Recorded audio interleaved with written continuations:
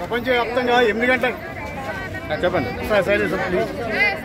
ప్రపంచవ్యాప్తంగా 8 గంటల పనిదినం ఉందని, అది 100 సంవత్సరాల క్రితమే సాధించబడిందని చాలా ప్రతి మీడియా నాడు మనం పండుగ చేసుకున్నాం. కానీ ప్రభుత్వ రంగంలో పనిచేస్తున్నటువంటి ఒక ఆర్టీసీ లాంటి సంస్థలో దశాబ్దాల తరబడి 8 గంటల పనిదినం లేకుండా పనిచేయించేది చాలా దుర్మార్గమైన విషయం అని చెప్పేసి నేను తెలియజేస్తున్నాను. తెచ్చేదంటే 8 గంటలు పనిచేసే వాళ్ళు 9 గంటలు, 10 గంటలు, 11 గంటలు, 12 గంటలు పనిచేస్తున్నారు. ఇది చాలా దుర్మార్గమైన విషయం. తెచ్చేది ఈరోజు పని భారాలకు వ్యతిరేకంగా కార్మికులందరూ కోరుకున్న పక్షం మేరకు జగన్మోహన్ రెడ్డి గారి గవర్నమెంట్ ప్రభుత్వంలో విలీనం చేయడం జరిగింది. చాలా సంతోషదాయకమైన విషయం. విలీనం జరిగిన సందర్భంలో అందరూ కూడా పని గంటలు తగ్గుతాయి, న్యాయమైన పని గంటలు నిర్ధారించబడతాయి అని ఆలోచిస్తున్న ఈ క్రమంలో అందుకు విరుద్ధంగా ఈ ఆర్టీసీ యాజమాన్యం పని గంటలు పెంచేసింది. 8 గంటలు పనిచేయాల్సిన చోట 12 గంటలు, 13 గంటలు, 14 గంటలు పనిచేస్తుంది. దాని పేపర్ మీద 4 గంటలు పనిచేస్తాం, 3 గంటలు పనిచేస్తున్నాం, మీ చేత ఇంకా ఇంకో గంట తక్కువ పనిచేస్తున్నాం అని చెబుతుంది.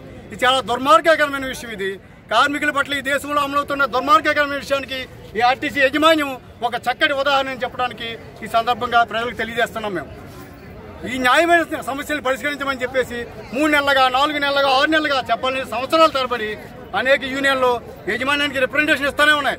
కానీ ఎవరికే మాట్లాడడానికి తీరిక ఉండదు. అంటే యజమాన్యానికి కార్మికుల సమస్యల్ని, ప్రజల సమస్యల్ని మాట్లాడడానికి తీరిక లేదనమాట ఈ యజమాన్యానికి. అందుచేత లక్షల జీతాలు ఇచ్చి ఆర్టీసీ గవర్నమెంట్ పోషిస్తుంది. ప్రజల్ని రెచ్చగొట్టమని, ప్రజలకు సరైన ప్రయాణ అవసరాలు లేకుండా చేయమని, కార్మికులు పీల్చి పిప్పి చేయమని చెప్పడానికే వీళ్ళకి జీతాలు ఇస్తుంది. అది వేసారిపోయినటువంటి కార్మికులు ఈ రోజున సడన్ గా సమ్మెకు వచ్చారని యజమాని చెబుతుంది. సడన్ గా కార్మికులు సమ్మెకి రాలేదు, సంవత్సరాల తరబడి చెప్పారు. గత 3-4 నెలలుగా తీసుకుంటే అనేక మెమోరాండాల ద్వారా అనేక యూనియన్లు ఇవ్వడం జరిగింది ఈ సమస్యలన్నింటినీ. కానీ ఏ ఒక్క సమస్యని పరిష్కరించడానికి యాజమాన్యానికి తిరిగిలేదు. ఈరోజు సమ్మెలోకి వెళ్తే కార్మికుల మీద అబాండాలు వేయడానికి, సడన్ గా సమ్మె చేశారని చెప్పడానికి అవాస్తవమైన అవాస్తవమైన విషయాల్ని మీడియాలో చెబుతుంది. చాలా దుర్మార్గకరమైన విషయం. దీనికి ఈ సమయాన్ని కార్మికుల యొక్క సమస్యల్ని, ప్రజల యొక్క సమస్యల్ని పరిష్కరించడానికి ఉపయోగించాలని యజమాన్యాన్ని ఈ సందర్భంగా మేము మీడియా ద్వారా విజ్ఞప్తి చేస్తున్నాం.